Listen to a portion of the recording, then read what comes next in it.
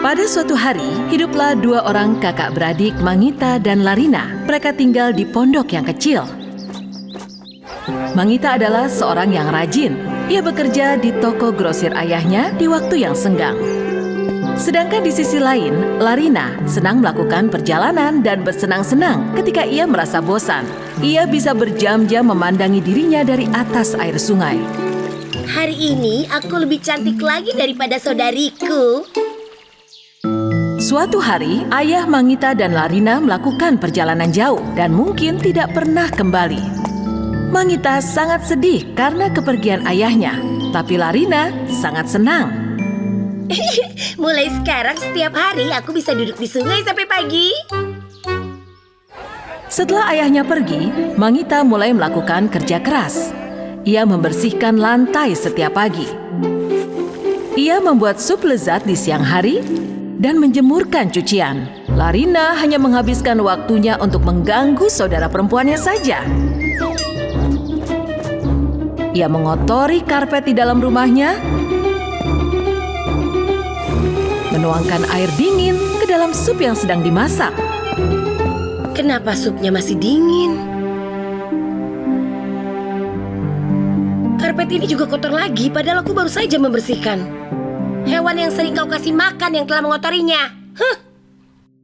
Suatu hari, Larina sedang keluar untuk berjalan-jalan di dalam hutan. Ia mencabuti buah-buah yang belum matang dan melemparkannya ke dalam sungai. Sementara itu, ada seorang wanita tua yang berjalan pelan menghampirinya. Halo gadis cantik, aku sangat lapar. Bisakah kau juga memberikanku buah? Larina memberikan wanita tua itu buah stroberi liar yang tidak manis, yang baru saja dipetiknya. Ibu, makanlah sebanyak yang kau mau. Ini adalah buah stroberi yang paling enak seluruh dunia. Wanita tua itu merasa perutnya sakit setelah ia memakan buah stroberi tersebut. Apa ini stroberi yang enak? Tapi terima kasih. Ketika Larina berlari pulang ke rumah, wanita tua itu tertidur. Ketika Mangita sedang keluar memetik buah-buahan di hutan untuk makan, ia melihat wanita tua sedang terbaring lemah. Ia langsung membawanya ke rumah dan meletakkannya di kasur. Kenapa wanita tua itu ada di rumah kita? Baunya saja sangat busuk. Jangan seperti itu, Larina. Dia sedang sakit. Kita harus memberikan dia makanan sehat agar pulih kembali. Mangita lalu menyiapkan sup panas dan teh herbal untuk wanita tua itu. Di sisi lain, Larina diam-diam membuang sup itu dan menaruh tanah ke dalam teh herbal itu. Larina, apa kau yang telah meletakkan tanah ini ke dalam teh herbal? Cepat katakan. Tidak, itu bukan aku. Perempuan tua itu sendiri yang meletakkannya. Tidak lama, wanita tua itu kembali pulih. Kau gadis yang baik, Mangita. Jika kau sakit, makanlah buah blueberry ini setiap hari, maka kau akan segera pulih. Mangita yang kelelahan karena melakukan pekerjaan rumah sendirian setiap hari,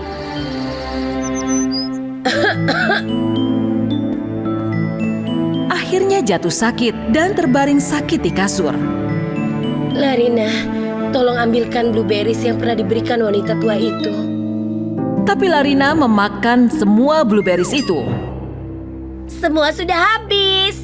Yang memakan pasti burung piaraanmu. Mangita menjadi semakin parah dan tidur dalam keadaan basah karena keringat. Sementara itu di sisi lain, Larina pergi keluar rumah dan datang ke sungai untuk menyisir rambutnya. Saat itu wanita tua menghampirinya lagi. Hei, gadis muda, di mana saudarimu?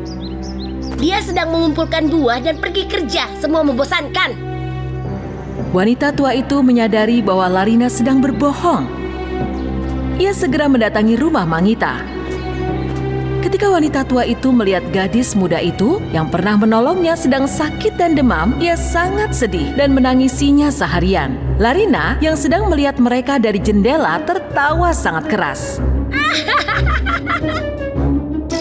Tiba-tiba, wanita tua itu berubah menjadi peri yang cantik. Larina sangat terkejut telah melihat seorang peri. Ia segera masuk rumah dengan senang. Kau seorang peri. Aku mengizinkanmu masuk ke dalam rumahku. Kau berutang padaku. Berikan aku rambut terindah seluruh dunia. Ayo, gunakan sihirmu dan wujudkan impianku. Kenyataannya, peri itu melihat Larina pertama kali sebelum berubah jadi wanita tua untuk melihat apakah ia orang baik atau tidak. Aku telah berikan satu kesempatan padamu untuk melakukan hal baik, tapi kau selalu melakukan hal buruk. Seketika itu, sang peri mengayunkan tongkat ajaibnya ke kanan dan ke kiri. Rambut Larina berubah menjadi akar. Rambutku, ada apa dengan rambutku? Kenapa jadi begini?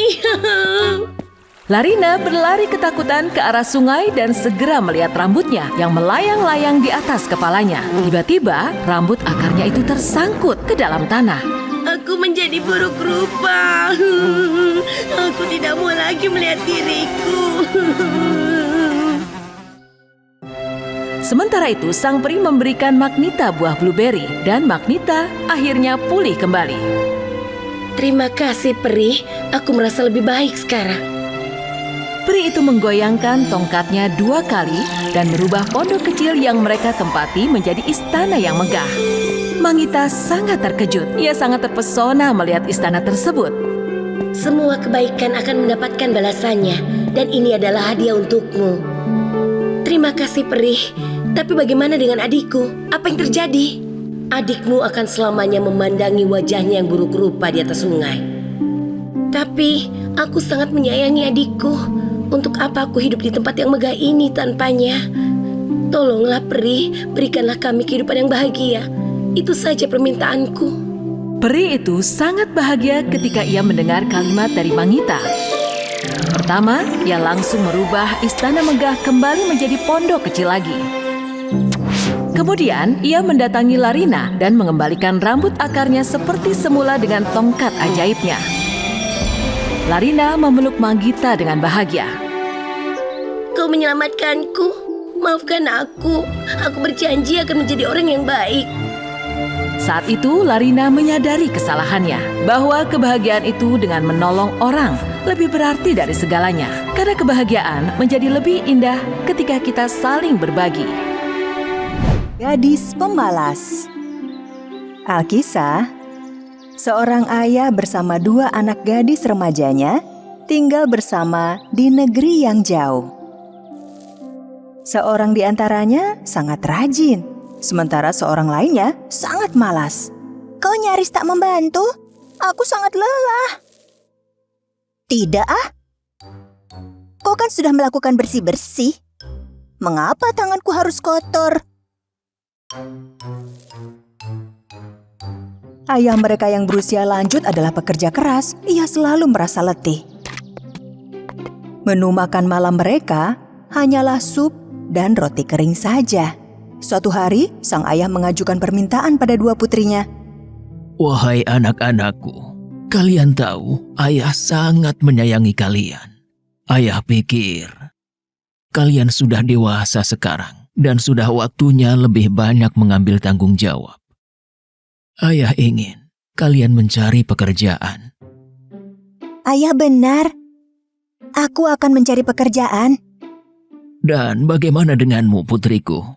Saudariku yang akan mencari pekerjaan. Karena itu, dia banget. Kalau aku mengerjakan pekerjaan rumah saja, ayah. Pria tua itu merasa lega melihat putri-putrinya begitu bersemangat. Esok harinya, ketika gadis rajin berangkat untuk mencari pekerjaan, sang ayah menghampirinya. Putriku, ayah punya nasihat untukmu. Jangan menolak jika ada yang memohon bantuanmu. Rajinlah selalu, cintai pekerjaanmu. Lakukan pekerjaan yang dipercayakan padamu dengan segenap kemampuanmu. Terima kasih ayah, tak akan kulupakan semua nasihat ayah. Anak ayah yang baik, sampai jumpa. Si rajin akhirnya berangkat mencari pekerjaan. Sementara si pemalas yang berjanji akan melakukan pekerjaan rumah tangga tidak melakukan apa-apa. Rumah menjadi semakin berantakan dan kotor setiap harinya. Gadis rajin berjalan selama berhari-hari, namun tidak menemukan siapapun yang memberinya pekerjaan. Setelah beberapa lama, Si gadis rajin melihat pohon dengan dahan dan akarnya yang kering. Halo gadis muda, dapatkah kau membersihkan ranting-ranting keringku dan menyiram air untuk akar-akarku? Si gadis rajin membersihkan seluruh ranting kering pohon itu hingga tangannya terluka. Lalu menyiram akar pohon dengan air minumnya sendiri. Terima kasih gadis muda. Tapi kini kau tak punya air lagi. Tak mengapa, kau memerlukan bantuan dan kubantu. Aku bisa berjalan sedikit dan menemukan air. Si gadis rajin melanjutkan perjalanannya. Lebih jauh, ia menemukan perapian yang rusak dan retak pada beberapa bagiannya. Hei gadis muda, dapatkah kau memperbaiki dan membuatku lebih baik? Si gadis rajin mengambil segenggam lumpur di dekatnya, lalu menambal retakan pada perapian itu. Terima kasih gadis muda.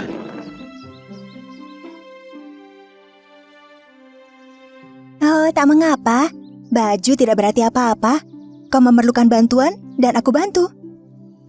Gadis rajin meninggalkan perapian yang kini tampak baru itu dan melanjutkan perjalanan. Tak berapa lama, muncul seekor anak domba lucu. Namun bulunya hitam, mirip arang, dari kepala hingga kaki. Halo gadis muda, aku tak sengaja jatuh ke tumpukan arang dan menjadi kotor. Bersediakah kau memandikanku di danau sana itu?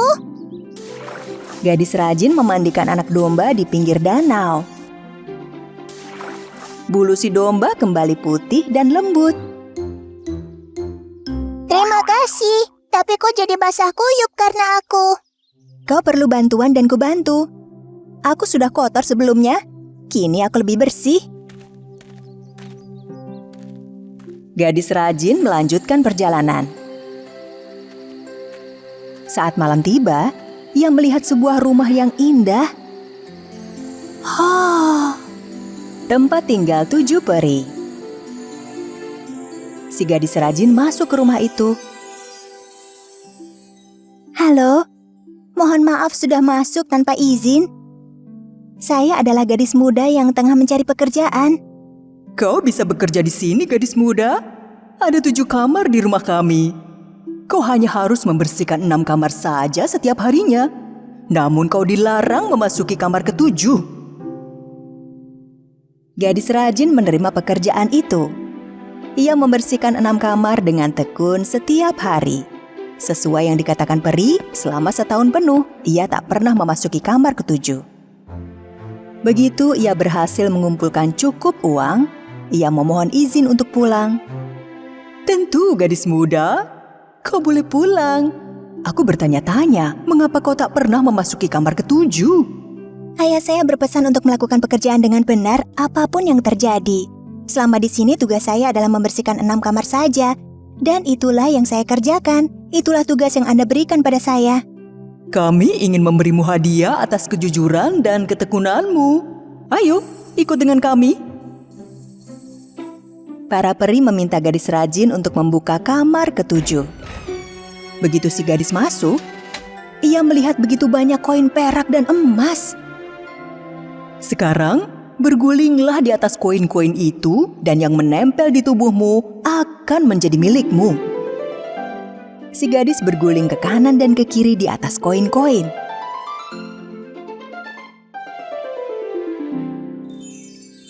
Ia nampak bagai bintang dengan uang koin menempel di tubuhnya. Lalu gadis rajin meninggalkan para peri untuk pulang. Dalam perjalanan, ia bertemu anak domba yang pernah ia mandikan. Tubuhnya dipenuhi dengan mutiara. Aku tak melupakan kebaikanmu, gadis muda. Ambillah mutiara sebanyak kau inginkan. Gadis rajin berterima kasih pada domba, menghiasi lengan dan lehernya dengan mutiara, lalu melanjutkan perjalanan. Kali ini, ia bertemu dengan perapian yang pernah diperbaikinya. Tak akan kulupakan bantuanmu, wahai gadis muda. Ini, ambillah roti dan kue lezatku untukmu. Gadis rajin menyantap beberapa roti dari perapian dan membawa beberapanya untuk dibawa pulang, lalu ia melanjutkan perjalanan. Lebih jauh, ia melihat pohon itu. Dahannya dipenuhi buah-buahan. Kemarilah gadis muda, tak kulupakan bantuanmu untukku. Ambillah, jus buah anggurku adalah milikmu. Gadis rajin berterima kasih pada pohon itu dan akhirnya pulang ke rumah. Terima kasih banyak, sebuah pengalaman yang menyenangkan. Ayah dan saudarinya yang malas menyambut di balik pintu. Buntalan yang dibawanya penuh dengan emas dan mutiara. Saudarinya yang pemalas merasa iri saat melihat saudarinya kaya raya. Lihat koin-koin itu. Aku harus bekerja pada keluarga kaya raya. Jika saudariku mendapatkan mutiara, aku akan mendapatkan zamrud. Gadis pemalas berkata pada ayahnya, ia ingin mencari pekerjaan. Oh, baiklah putriku. Tapi kau bahkan tak mampu bekerja di rumah. Bagaimana kau dapat pekerjaan di luar sana? Gadis malas berlalu tanpa menunggu ayahnya selesai berbicara. Ia berjalan siang malam.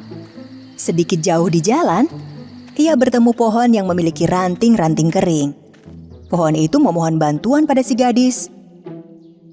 Halo gadis muda, maukah kau membersihkan?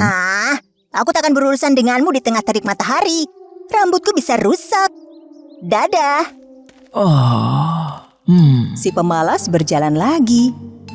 Ia melihat perapian yang retak dan rusak. Perapian itu memohon bantuannya. Aku tak bisa mengotori tangan mungil lembutku. Cat kukuku bisa rusak. Dadah. Si pemalas tak membantu perapian pula. Lalu ia bertemu dengan anak domba yang kotor, hitam seperti arang, dan domba itu memohon bantuan untuk memandikannya. Idih, jijik sekali. Jangan halangi aku, anak jorok. Gadis pemalas melarikan diri.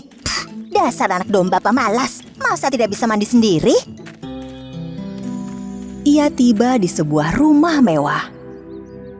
Si pemalas memanfaatkannya dengan meminta pekerjaan pada 7 peri pemilik rumah. Pemimpin peri memintanya tinggal selama setahun dan membersihkan hanya 6 buah kamar saja. Jangan lupa gadis muda, kau tak akan pernah diperbolehkan memasuki kamar ke-7. Gadis pemalas dengan enggan membersihkan 6 kamar itu selama berbulan-bulan. Namun satu hari, ia menyerah pada rasa penasarannya dan memasuki kamar ke-7. Alih-alih koin emas dan perak, ada banyak lebah dan kelelawar di dalamnya. Lebah-lebah menyengatnya sedemikian rupa sehingga meninggalkan bekas luka di sekujur tubuh. Ia merasa kesakitan. Gadis itu segera meninggalkan tempat itu dan berlari pulang. Saat berlari, ia melihat anak domba yang pernah dikecewakannya. Tubuh domba itu dipenuhi mutiara. Si gadis mencoba menangkap domba untuk mendapatkan mutiara, namun domba itu berlari menjauh. Gadis itu lanjut berjalan dan merasa sangat lelah. Saat itu ia bertemu dengan perapian yang permintaan bantuannya ditolak si gadis. Ada beberapa roti hangat di atas perapian itu. Ketika si gadis berniat membeli sepotong roti, perapian memanas dan tangan gadis pemalas terbakar. Panas. Ketika si gadis berlari menjauh, ia bertemu dengan pohon yang ditolaknya saat memerlukan bantuan. Ada begitu banyak buah pada dahan pohon itu. Saat gadis malas mencoba memetik beberapa buah anggur, pohon itu miring ke kanan. Begitu si gadis berlari ke kanan, pohon itu condong ke kiri.